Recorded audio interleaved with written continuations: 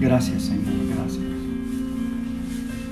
A ti, el alfa y la omega, el principio y el fin, y el gran yo soy, me rindo. A ti, el todopoderoso, el que es y quién será, y el gran yo soy, me entrego. Yo quiero que gobiernes mi vida, me doy en sacrificio a ti. Yo quiero que tú ordenes mi caminar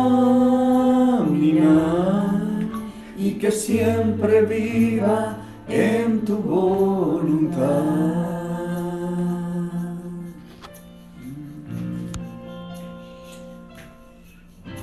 A ti, el alfa y la omega, el principio y el fin, y el gran yo soy, me rindo. A ti, el todopoderoso, el que es y quién será, y el gran yo soy, me entrego. Yo quiero que gobiernes mi vida, me doy en sacrificio a ti. Yo quiero que tú ordenes mi caminar y que siempre viva en tu voluntad. Y que siempre viva en tu voluntad. Amén, amén, amén. Bienvenidos a Juntos. Es una alegría estar en este día con ustedes. Bienvenida, pastor. Bueno, qué alegría poder saludarles, amados hermanos, y seguimos perseverando en este capítulo 4 de Santiago. De hecho, no estamos precisos, no estamos apurados. Lo que queremos es aprender y descubrir y volver a redescubrir lo que el Espíritu Santo quiere hablar a nuestros corazones. Desde el capítulo 1 aprendimos que Santiago es medio hermano de nuestro Señor Jesucristo, que fue conocido como el hombre de las rodillas de camello porque pasaba mucho tiempo clamando. También todo el libro es conocido como el Proverbios del Nuevo Testamento. Muy bien, estamos en el capítulo 4. Hoy vamos a tomar los versos 6 y 7. Hemos encontrado en estos primeros versos a los adversarios de Dios. Los adversarios de Dios son los adversarios del creyente, porque igual los enemigos de Dios deben de ser nuestros enemigos también. Y hemos encontrado aquí lo que tanto Pablo, Juan y otros apóstoles hablan acerca de esas luchas y de esas guerras que tenemos como creyentes. Tenemos la guerra contra el mundo, la guerra contra la carne y la guerra contra el Satanás, la guerra contra el diablo. Es interesante que el mundo, su guerra, ¿verdad?, está en contraposición, el mundo que es anticristiano, del sistema del mundo desde siempre, desde la caída de Adán y Eva, que se ha opuesto a la obra de Dios. El sistema mundial que nosotros conocemos, el mundo como tal. El mundo está en la Biblia registrado como Babilonia, la verdad, contamina al creyente y es una guerra de frente contra Dios y el Padre. Y encontramos también otra lucha que tenemos, que es contra la carne, contra el viejo hombre, la vieja naturaleza, que está en guerra contra Dios, el Espíritu Santo. Y ahora vamos a encontrar aquí al diablo que está en guerra contra Dios el Hijo, nuestro Señor Jesucristo. Dios Padre, Dios Hijo y Dios Espíritu Santo. Si esa lucha está contra Dios, también la está contra nosotros. Amén. Así es. Vamos a leer el capítulo 4. Yo creo que del verso 4, pastor, hasta el Muy bien. 7, quizás. Está bien. Hasta el 7, sí. 7. Dice, verso 4. Oh almas adúlteras, ¿no sabéis que la amistad del mundo es enemistad contra Dios? Cualquiera, pues, que quiera ser amigo del mundo, se constituye enemigo de Dios. Ahí está hablando acerca del mundo. ¿O pensáis que la Escritura dice en vano, el Espíritu que Él ha hecho morar en nosotros nos anhela celosamente, y sabemos que la lucha de la carne y el Espíritu se oponen entre sí? Pero Él da mayor gracia. Por esto dice, Dios resiste a los soberbios y da gracia a los humildes. Someteos pues a Dios, resistid al diablo y huirá de vosotros. Así que el mundo está en conflicto con el Padre, la carne está en conflicto contra el Espíritu Santo, y el diablo, vamos a descubrir, que se opone al Hijo de Dios. ¿Por qué? Aquí encontramos claramente a Satanás o al diablo. El orgullo es el mayor de los pecados, y el engendro del orgullo vino a través de Satanás. Es su principal arma contra el creyente y contra nuestro Salvador. Dios quiere que nosotros aprendamos a caminar en humildad, pero Satanás quiere que nosotros aprendamos a caminar con orgullo. De hecho, le dijo a Eva, seréis como Dios. Y eso habla de querer controlar la vida conforme a nuestra manera. Así que por eso es que la Biblia dice en 1 Timoteo 3:6 que no debemos permitir que un neófito, dice, no un neófito, hablando de que no sea un líder, un nuevo en la fe. Un nuevo en la fe, no sea que envaneciéndose caiga en la condenación del diablo. Es decir, que entre en ese orgullo y esa prepotencia, ¿verdad?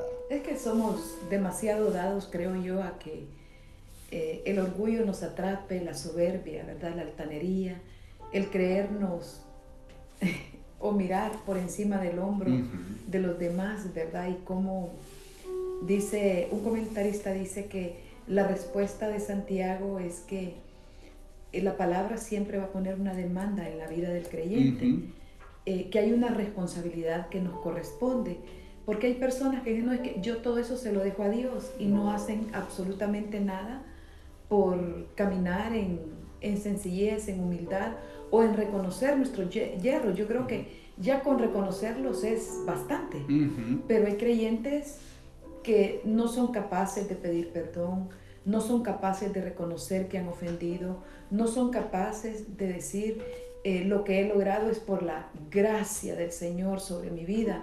Siempre está el yo, más yo, más yo, ¿verdad?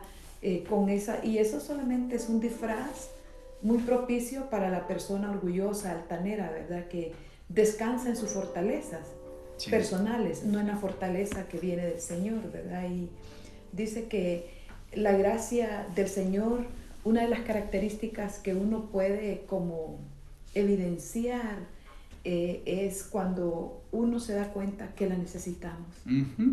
Esa es la mayor evidencia al oír a un creyente necesitado de Dios, porque ¿cuántos creyentes sabemos que tenemos más de 20, 30, 40 años y siempre pensamos que es por nosotros? Yo creo que ninguno sería atentar contra el cuerpo de Cristo pensando que nuestras habilidades o nuestras destrezas es lo único que necesitamos para ministrar al Señor, cuando debemos de venir de día en día a buscar su gracia, porque si lo hizo bien ayer, no es garantía que lo va a hacer bien hoy. Así es. Hoy en día se usa mucho el concepto, hágalo usted mismo, pero eso va en contra de lo que Dios nos dice. Dios dice que debemos caminar conforme a su voluntad cada día. Por eso la oración del Padre nuestro, hágase tu voluntad, como en el cielo, así también en la tierra. Satanás le encanta inflamar el ego, anima al creyente a hacer las cosas a su manera.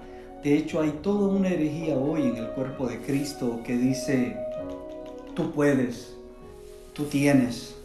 Tiene que ver solamente con empoderar a la persona para hacer las cosas. En lugar de decir todo lo puedo en Cristo, están diciendo todo lo puedo en mí mismo. Y eso realmente, el resultado va a ser desastroso para esa vida. Sí, o hay personas que solamente creen que porque lo están confesando de cierta manera, eso les da autoridad. Sí. Realmente, como está tan de moda, ¿verdad? Y de boga, y los nuevos gurús en todos sus escenarios o diferentes matices de alta motivación quieren que la audiencia que tienen lo declare, lo decrete, me empodero.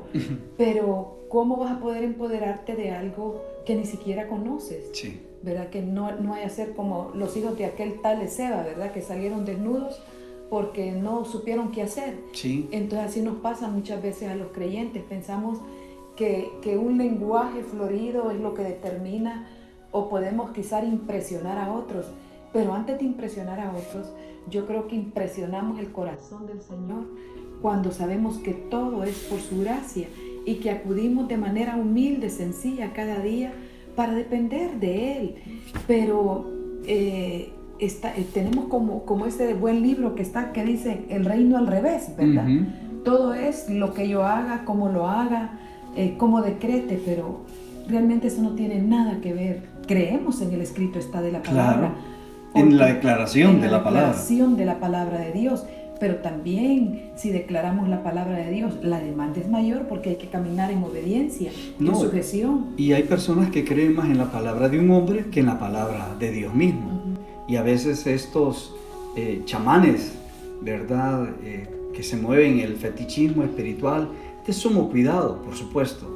Doris y yo hemos crecido en un ambiente pentecostal y creemos en todos los dones y las gracias del Espíritu Santo.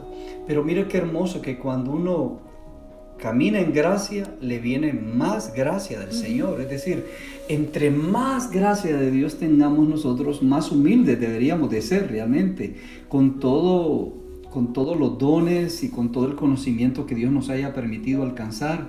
Porque de pronto hay celebridades en el pueblo de Dios, pasan sin saludar, se creen, ¿verdad?, del anillo de Dios y tienen que ser cuidados y tratados de una manera donde ya eso es como pleitesía humana, ¿verdad? Y donde el hombre de Dios se vuelve casi intocable y se levantan barreras alrededor del hombre o la mujer de Dios, porque hay mujeres que dicen en el nombre de Dios, se cotizan como usted no se imaginan, a veces para ir a ministrar a un lugar, es una cosa pero tremenda, terrible. O no quieren que las personas se acerquen, ¿verdad? Yo digo, si Jesús se movía en medio de la multitud, pero yo hoy estaba recordando, mientras nos preparábamos para estos versos, una ilustración que la dio mi esposo en un mensaje, y eso siempre me quedó grabado, y eso yo creo que hace más de 20, 25 años que yo se lo escuché, y era el tiempo de la cosecha. Y salió el hijo del dueño del campo, vino corriendo a su papá y estaba afligido porque le dijo que papá, nos fue mal en esta cosecha, ¿verdad? Porque mira, le dijo el hijo al papá, era un campo de trigo, y miró solo las espigas, unas cuantas espigas que están allá. Y el papá lo tomó de la mano y le dijo, hijo, tengo que enseñarte algo que te va a durar toda la vida. Y a mí eso me ha durado toda la vida. Y le dijo, tú ves esas que están espigaditas, ¿verdad? Que están rectecitas, esas no tienen nada de grano, pero las que están hacia el suelo, ¿verdad?, encorvadas, como diríamos, esas están cargadas de grano, ¿verdad? Entonces, una persona cuando está cargada de la gracia del Señor, nunca va a volver a ver con menosprecio o soberbia a alguien más. Siempre, y cuando le toque ministrar, sabe que esa gloria no le pertenece, sabe que le pertenece al Dios de la gloria. La cizaña, ¿verdad?, siempre pretende estar de pie y al final no tiene nada comparada con el trigo real. Aquí claramente dice que Dios resiste a los soberbios. La palabra resistir aquí no es detener. La palabra resistir acá es empujar para atrás. Entonces, cuando alguien se mueve en la soberbia y en el orgullo y en ese lenguaje que todos necesitamos, hombre, tener nuestra autoestima en el lugar correcto, pero elevar nuestra autoestima sobre los demás o elevar nuestra autoestima solo porque yo a veces me siento superior, pero en realidad el Hijo del Hombre vino a enseñarnos que la sencillez era la marca distintiva de ellos. No vino para ser servido, sino para servir, ¿verdad? Entonces, porque hay algunos que ya no quieren ni recorrer, ni poner ni levantar una silla de su iglesia, ¿verdad? Yo creo que la iglesia ha crecido en las últimas décadas en nuestros países y ya la iglesia está un poco más cómoda y acomodada. Por eso es que siempre debe haber algo que nos incomode, ¿verdad? En la iglesia, porque si nos acomodamos terminamos dormidos ahí, hermanos. Y esto debemos de saber, Dios va a resistir a los orgullosos. Dios los va a hacer resistir, no es solo detenerlo, lo va a echar para atrás. La Biblia dice que a la caída le preside la soberbia. Sí, yo encontré en el griego dice que para ese orgullo que Santiago habla, que también es una soberbia extrema, en el griego es hiperefanos, que quiere decir literalmente que se coloca por encima de. Y entonces lo que Santiago está provocando en su audiencia es que nosotros no podemos ser hiperefanos, ¿verdad? Y otros dicen que también los griegos aborrecían el orgullo. Uno de los antiguos filósofos, Teofrasto, lo describía como un cierto desprecio hacia todos los demás. Pero Teosifilacto, también otro filósofo, lo llamaba la ciudadela y la cima de todos los males. El orgullo, la soberbia. Dice, lo más terrible del orgullo, la soberbia, es que lo escondemos en el corazón. Y también eso nos lleva a la altanería. El que la padece, dice, está en serios problemas. Dice, no reconoce la humildad y lo que realmente evidencia es un desprecio olímpico hacia todos sus semejantes. Y dice que se cierra a Dios porque no reconoce su propia necesidad, empezando por ahí. Sí. Bueno, en conclusión, Efesios 2:1-3, si usted no ha leído Efesios, lea Efesios. Vamos a leer Efesios capítulo 2 del verso 1 al 3. Aquí se mencionan también estos enemigos de Dios que hemos estado compartiendo o estudiando en esta semana. Efesios 2 del verso 1 al 3 dice: Y Él os dio vida a vosotros cuando estabais muertos en vuestros delitos y pecados, en los cuales anduvisteis en otro tiempo siguiendo la corriente de este mundo. El mundo tiene sus corrientes, hermano.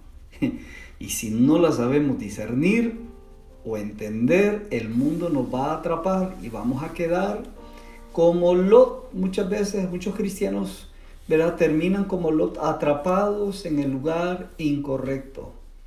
Luego dice, siguiendo la corriente de este mundo, conforme al príncipe de la potestad del aire, el espíritu que ahora opera en los hijos de desobediencia, entre los cuales también todos nosotros vivimos en otro tiempo en los deseos de nuestra carne, haciendo la voluntad de la carne y de los pensamientos, y éramos por naturaleza hijos de ira, lo mismo que los demás. Aquí está, mire, los deseos de la carne, el príncipe de este mundo, que es el diablo, claramente la Biblia dice, y el mundo y sus corrientes. Dios nos ha estado advirtiendo a través de Santiago que debemos discernir que nosotros somos peregrinos en este mundo, que nuestro lugar final no es este mundo, así que no vamos a hacer de este mundo nuestra vida total. Dios nos puso en este mundo para glorificarle y para servirle, para testificar, pero que nos vamos a encontrar con estos adversarios tarde o temprano, van a estar allí. El diablo, porque es el príncipe de este mundo, y hay hijos del diablo, ¿verdad?, que le siguen y le sirven, ¿verdad? Está entonces el mundo como sistema que se opone a Dios, y está la carne y sus pasiones, que es, las pasiones de la carne es nuestra vieja naturaleza, que empuja y empuja a que volvamos a como éramos antes y que practicamos lo que hacíamos antes, pero que ahora estamos en Cristo y que debemos nosotros revestirnos de la naturaleza de Cristo en nosotros, porque antes teníamos una naturaleza de hijos de ira, es decir, la ira de Dios estaba en contra de nosotros, pero Dios nos está enseñando aquí a que podamos resistir, que son los enemigos de Dios. Recordémoslo otra vez para aprender. El mundo es enemigo, está en guerra contra Dios el Padre. ¿La carne? La carne contra Dios Espíritu Santo. ¿Y el diablo? Y el diablo está en contra de Dios, el Señor Jesucristo. O sea, Dios Padre, Hijo y Espíritu Santo. Qué interesante, porque el diablo, uno se mira en las Escrituras, porque la carne no podía contra Jesucristo, ¿me entiendes? Porque Él estaba revestido de toda su naturaleza divina y humana, entonces Él no podía pecar, ¿verdad? Tampoco Él fue antes y después otra cosa, ¿verdad? Y el mundo, si obviamente se manifestaba el mundo que se oponía a Cristo, incluso usando al mismo pueblo, los líderes religiosos, pero si uno encuentra como Satanás, uno puede recordar de cómo incluso Pedro fue usado para el diablo para pretender hacer tropezar a Cristo. Y es que uno debe tener discernimiento, puede ser la persona más cercana a la vida de uno, pero el diablo puede hacer uso de esa persona y para pretender hacerlo tropezar. Es como cuando la mujer de Job le dijo: retiene la integridad, muérete y punto. Es como cuando una mujer dice: ¿para qué vamos a ir a la iglesia? O el varón dice: no, hoy no quiero ir a la iglesia. Hay mujeres que dicen: no, si vos quieres quédate, la salvación es personal, pero yo me voy a adorar al Señor, yo voy a servir a mi Cristo. Entonces hay decisiones que nosotros necesitamos tomar también contra estos adversarios. Sí, una de las cosas también, tú me acabas de mencionar a Pedro, pero qué bueno es cuando uno encuentra primera, segunda de Pedro, y no solamente en esas cartas, encontrarlo en el libro de los Hechos. Sí, tuvo sus aciertos y desaciertos como cualquiera de nosotros, pero qué hermoso es cuando uno lee sus cartas y nos invita a que seamos sobrios y que velemos, porque dice: porque vuestro adversario, el diablo, como león rugiente anda buscando a quien devorar. Sí. Y dice: resistan firmes en la fe. Sí. Una de las cosas para resistir, ¿verdad?, a Satanás es la fe. Como dice el apóstol Pablo en Efesios 6, que levantemos el escudo de la fe.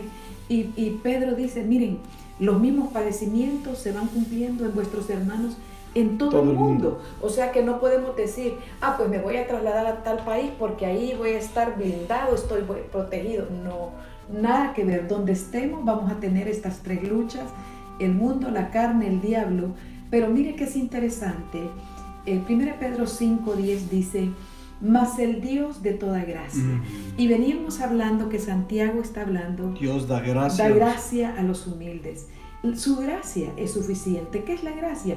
El favor que usted y yo no merecemos. Es por gracia, ¿verdad? No es por lo que yo pueda construir. Y dice Pedro: el Dios de toda gracia, que nos llamó a su gloria eterna en Jesucristo, después que hayáis padecido un poco de tiempo. Y mire que todos estos 4 verbos en el original están en un activo presente y dice: Él mismo os perfeccione, afirme, fortalezca y establezca. Y dice: a Él sea la gloria y el imperio por los siglos de los siglos. Amén. Pedro aprendió muy bien su lección y nosotros debemos de hacer lo mismo. Pastora, ora. Bueno, no sin antes, pastor, desde la mañana estamos recibiendo esta petición de Karinita Valerio y de mi hermana Priscila. Piden, pastor, dice, oración por su papá. Dice: don Demetrio Mesa está en la UCI, sus oraciones. Así de que vamos a aprovechar para orar por don Demetrio. Para orar por su papito, Karinita y hermana Priscila.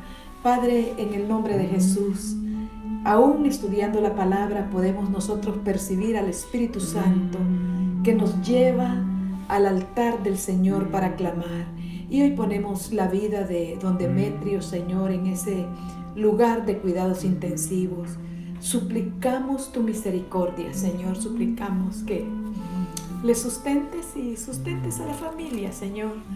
Que el cuidado tuyo, tú eres nuestro Dios Rafael, Dios sanador, que podamos recibir, Señor, de ti toda esa plenitud y pues al corazón contrito y humillado tú no desprecias.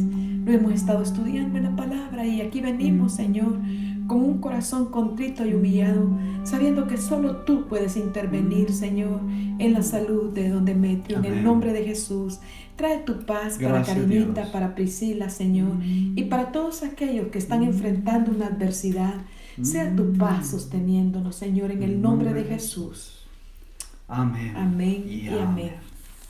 Bien, mis amados hermanos, recuerden que hoy tenemos grupo de pastoreo a las 7 de la noche. Mañana son los grupos de pastoreo de jóvenes. Pero entre tanto, Dios les bendiga y les fortalezca en todo tiempo. Somos la casa del Padre. Una familia para ti. Amén.